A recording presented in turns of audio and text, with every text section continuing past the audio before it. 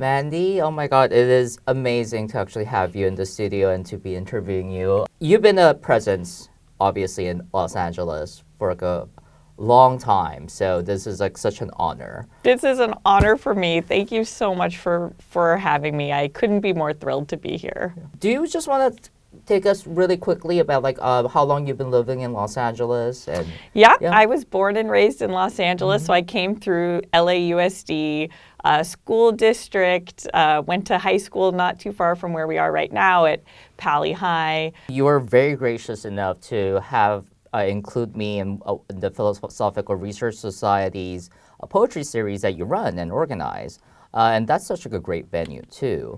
Thank you. It's a really special place. So Manly P. Hall founded the Philosophical Research Society in 1934, and there's a historic library on the grounds that houses Manly's own collection of one-of-a-kind manuscript. I started doing events there in 2018, so it was a dream come true to get to do a literary reading series there. I would like to get right into this because we have a lot to talk about. I am so excited about your poems and your all of your collections, and there's a lot to cover.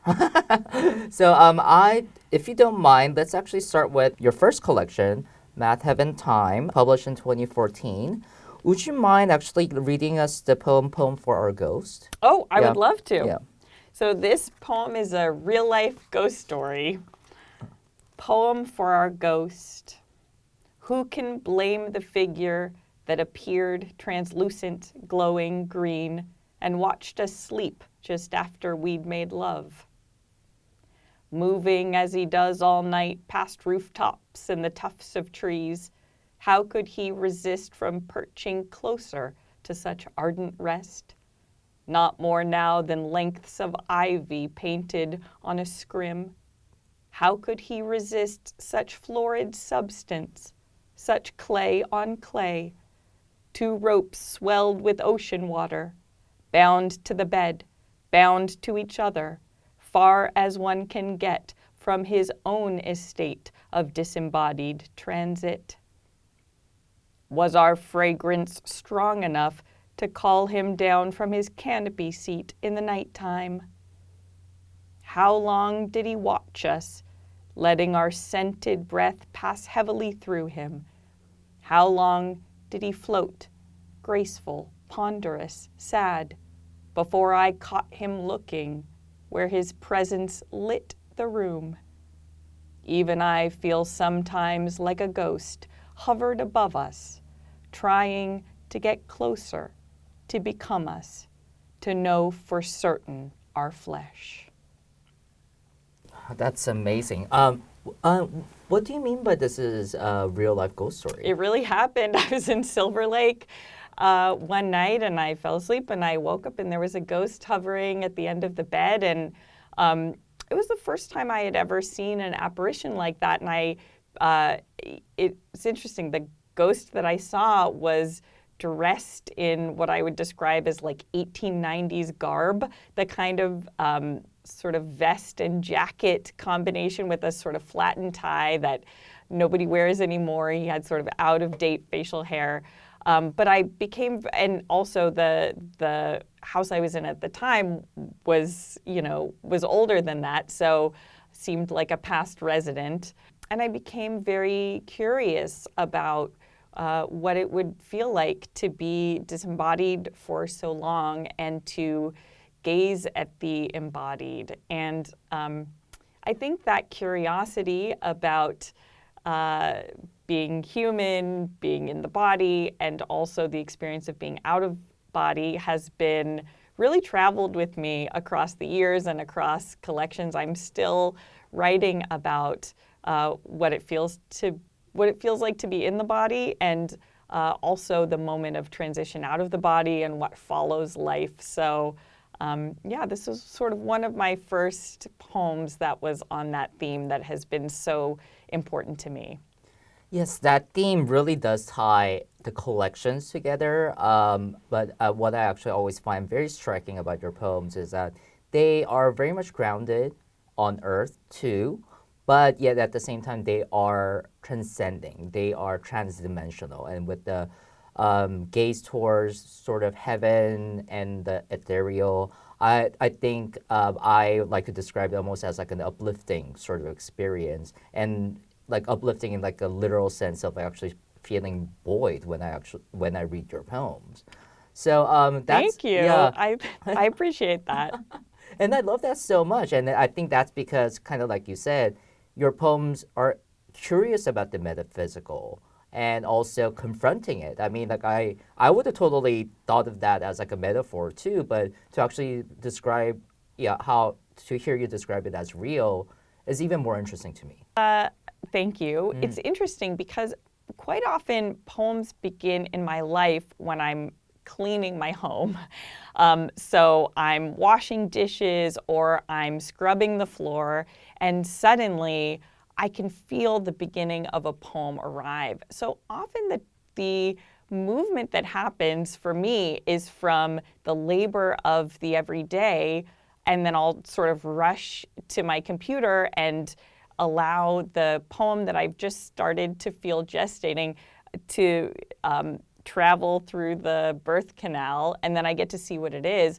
But it's that movement from the day-to-day up into the sort of heavenly experience of discovery that, you know, that's so much of what poetry is for me. I don't know how people write poems that don't clean their own floors, because it seems like that's always where the poem finds me. You're absolutely right. We are doing something mundane, and when that transcends, that's like really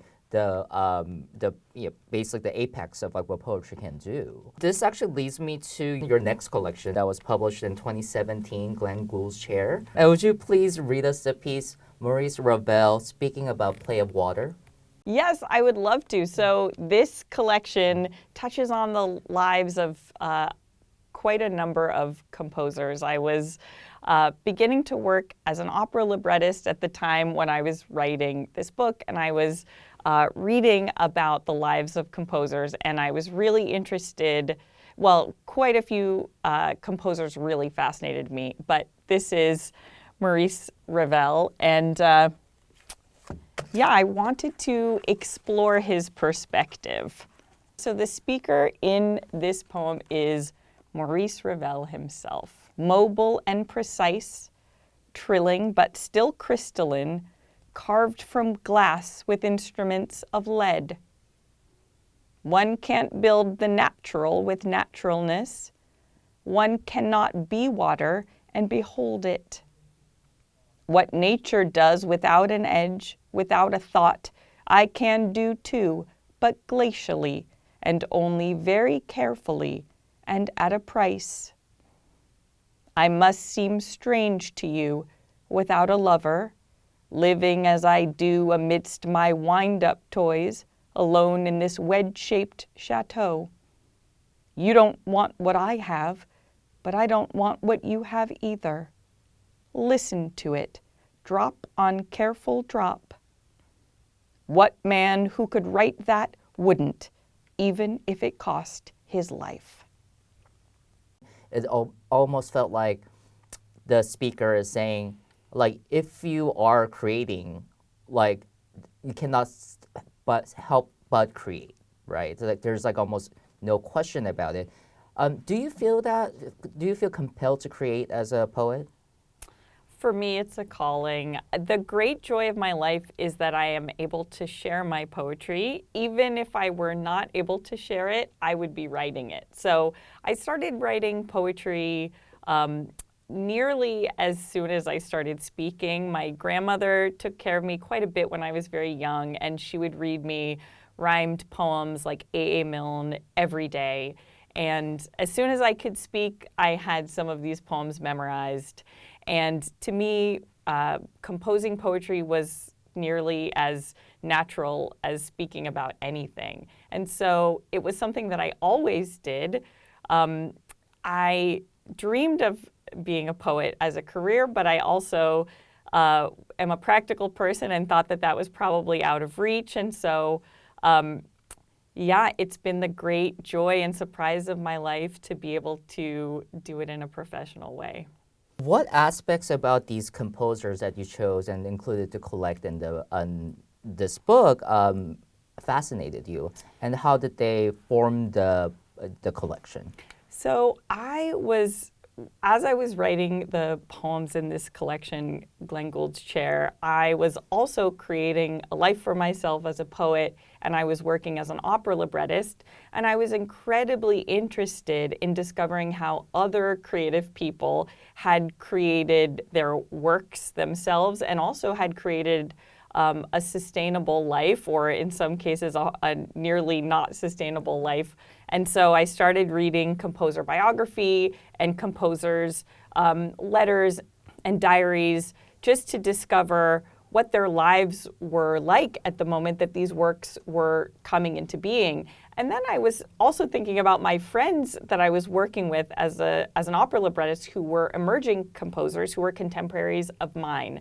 I was particularly interested in the difference between the lives of, say, composer Claude Debussy, who was always broke, constantly writing letters asking other people for money, constantly writing letters or journaling saying that he didn't have any money, he only had a few dollars left, and yet he was very interested in collectibles. He'd go into a curio store and he'd find a beautiful ceramic frog and think, this is inspiring to me, I have to have it. And he knew that he didn't have money for food or rent, and yet he would buy this sort of small luxury because it inspired him. And then he'd go home and write a gorgeous symphony.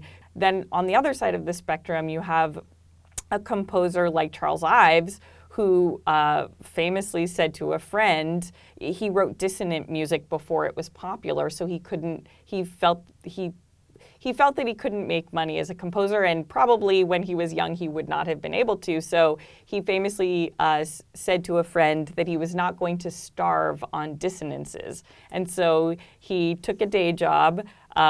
He worked as an insurance salesman, and quite a successful one. And so he had a lovely house and in Connecticut, and he wrote music nights and weekends. He was such a passionate composer, and yet no one heard his work. He would sometimes give private concerts, in his home for his wife, maybe a couple of friends, but other than that, his work was not heard publicly until nearly the very end of his life. So for me, it was so interesting to see that Ives had chosen this sort of steady, predictable, day job, comfortable life, and Debussy was spending his last penny on something that would neither feed him nor house him, and yet would feed his creative spirit. I think that's also like why I love this collection so much. Like you almost did like the investigation for us, to actually be like, hey, like these are like all like the variety of like ways that like people, try to create, and if you have the passion for it, right? Which actually brings me to my next question. I watched that wonderful documentary that's currently available on Amazon Prime. It's Piece, and it's a film about you putting together this performance, this collaborative performance with the audience, based on the pieces that you wrote on the theme of PACE, peace, right? And it's very moving because I think what's amazing about the performance is like, of course, to actually have collaboration and to actually make people make that statement that like peace isn't just achieved by just like one person just doing one thing. I felt like that collaboration really made that statement. My friends who are composers are able to use layering that I, as a poet giving a reading, wasn't able to use because I'm just one voice speaking. And part of the power in the music that I was seeing others write was that they had this ability to layer one sound upon another sound. And I really wanted to try that. And it became clear to me the only way I could do that would be to have other people speaking. And the way that I would have to coordinate that would end up looking like conducting. Over the course of years, I started making these immersive poems and conducted poems. And the theme that means the most to me as a person is peace building. I've always been very committed to that. And I believe that art is here to give us the opportunity to introduce fresh ideas into the world. I'll lay down my weapon first. I'll lay down my weapon first. Start of peace. Lay down my weapon first. I'll lay down my weapon first. I'll lay down my weapon first. I'll lay down my weapon first. And for that minute, anyone in the audience was welcome to stand up and say, I'll lay down my weapon first, or to simply observe. And that minute would either be one person standing up and saying it, or many people, perhaps the layering of that line. Or if nobody chose to say, I'll lay down my weapon first, then we would just sit there in silence and feel what it felt like for that minute for no one to say it. Every time I did this piece, it happened differently. And so I had that immersive piece-themed poem and a number of others. And so over the course of the year, as I was performing these poems in different venues, a documentarian named Courtney Sell shadowed all those concerts and made that documentary. I'm very grateful that he did. And what I love about that is like it's still audience participatory. The audience is never going to be like the silent observer. And like with your pieces, you were able to achieve that, and that's really amazing. Is there a new language of piece that you have currently for our currently very fraught times? One thing that I've come to understand is that when we are in the state of peace, when we are feeling peaceful, we are in touch with peace's presences. When we're in the peace state, we feel compassion for all beings. We feel love without end. We feel the way in which all things are connected. This flows perfectly into the next poem I would like you to read. It is from your latest collection, Holy Doors, which was published in 2023. Can you please read the piece called My Heart Has Rooms? Unlovable, unloving, bring them here. I will love them first.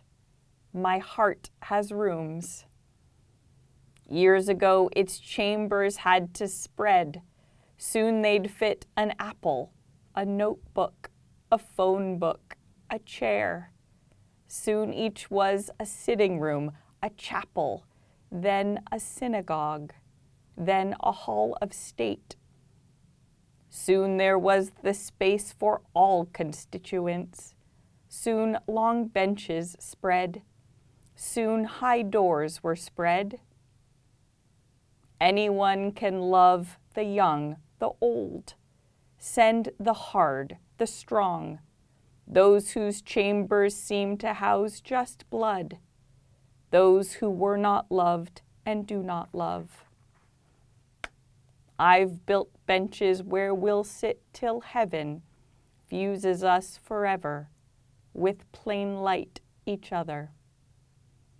The hurtful, the brutal, the cursing, the cold, by a window under cloud, I'll sit with them, gingerly, unspeaking, until the morning we learn why. Thank you so much for that. That's so beautiful. And I wanted to talk about in terms of how this latest collection evolved from like the two previous collections that came before it. There were a lot of persona poems, I think, in the previous two collections, and here I feel as if I'm hearing a lot more of the poet. Is that a fair assessment? That's exactly right. That's exactly right. When I was starting out as a poet, when I was a student of poetry, I was very, very influenced by formal poets like Edna St. Vincent Millay and Yeats, and also contemporary poets like Sharon Olds. many of the poets that I admired spoke very openly about the most private moments of their lives. I was absolutely fascinated by that. Also felt very shy about sharing my own experiences. So in my first two collections, I was able to sort of navigate this shyness that would come and go by way of experimenting with the persona. I was able to slide into an imagined perspective or a kind of character I had created. I would step into a Noel Coward play and write from the perspective of a Noel Coward character, or the photographer Alfred Stieglitz speaking to George O'Keeffe, his longtime partner. I could imagine my way into these perspectives, and I wasn't the one speaking, and yet my interest was always to hit a vein of truth, even if I wasn't the speaker.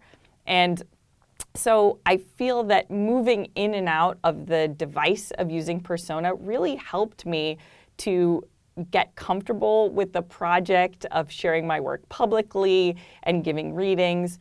And I think that I always knew that I was working up to stepping forward more fully and taking the I in my poems and merging it really with my own voice completely. The book Holy Doors is where I did that. Holy Doors represented, for me, also a kind of spiritual reveal. I'm a very profoundly spiritual person. I'm a person of unshakable faith. I walk in a kind of never-ending prayer. And so, and I also observe the world here in this sort of embodied self, but also I'm always thinking about the afterlife and the unseen and the meaning of small things and large things. So this is the book in which I really told the full story of the way that I look at the world. And I was a little bit shy to do it, but as soon as this book came out and I was able to begin sharing these poems, I found so much grace in listeners in terms of listeners that were strangers, but also listeners who were friends who perhaps hadn't been aware of the, all of the spiritual dimensions of my inner life. And I felt so much generousness in terms of how space was made for me to be vulnerable in this new way. So that felt like a little bit of a trajectory that I traveled from this stepping in and out of persona in the first two books to being sort of fully every I in Holy Doors. It's me. The spirituality, that's really very overtly expressed, and I actually really love that. It's unapologetic about it. In fact, I think I told you one of my favorite lines. It's because it's so startling in its honesty, but there's also a confrontation about it. It's poem of the moment of death. It's the poem of the moment of death. How you open the poem, and it opens as, "I won't pretend I do not know what happens the moment we die." And I thought this was okay, the poet is going there, and to actually open a statement like that, a poem like that is also very confronting, but in a way that's revealing. And so, and I thought also this collection dealt with a lot of sort of near-death experience as well, right? Yeah, it just so happened that I was thinking a lot about what it was like to be in the body and to transition out of the body. I also had a kind of near-death experience at the time that I was writing it that I talk about in one of those poems. I was being rushed to the emergency room and thought that perhaps those were the last moments of my life. And I got to, during that ambulance ride, I got to reflect on the life that I had lived up to that point and face the possibility that would be the culmination of this life. And it was anyway, I never thought I would write a poem about such a private moment, and yet part of what is so exciting about the process of writing a poem for me is that I don't know the poem that is going to arrive before it does. My writing process in the morning is very open. I begin with a blank page. I pull a couple of books off the shelf and I start reading works by others, whether it's, poetry or prose. Sometimes I look at art books, and I create this openness and I make it clear that I'm ready for the poem to arrive. Within the confines of my own writing practice, I will write about anything and I'll tell every story. So the poem in which I'm heading to in the ambulance and considering the last moments of my life, as I was writing it, I didn't think that was going to go into a book. It felt like too private of a moment. And yet, over the course of months of living with it and editing it, I became more comfortable with the idea of sharing it. I begin in openness and curiosity, and the process of writing the poem for me is like an elevator into a moment of epiphany or revelation. I want to ride that elevator because I am in curiosity. I don't know what the answer is, and I don't know what the ending is, and I don't know what clarity I will find once I have ridden the elevator of the process of writing that poem. Oh, I love that so much, the elevator to epiphany. And that's the complexity of it, both an intellectual and emotional ride that I, as a reader, go on in your poems too, is that you do leave that surprise, right? That you write that surprise, and that's the surprise is almost a hook. But at the end, I think that's one of the reasons why earlier I was I love your ending so much. I think there is, in fact, a moment. I mean, I don't pretend to fully understand the ending, but I felt like I went somewhere else. I am at a different plane. So yeah, it's amazing. Thank you. I would like you to actually take us out with one of my favorite poems in your book, and this is actually one of the earlier poems in the collection. And if you wouldn't mind, please, reading Holy Work. I would love to. I believe we each deserve a prize for showing up to be alive. To start, I will award myself for walking to the market and walking back 3 blocks with loaded arms. For stems I trimmed the lilies, in a jar I saved and washed and dried and stored. Here's a prize for managing my teeth, restoring order to my hair. Here's a prize for heating up the soup and one for washing out the pan. We do the work of what we can. We take a breath and wade across the day. Every moment must be managed through by particles of light in suits of tar and gravel. Holy work is all we do.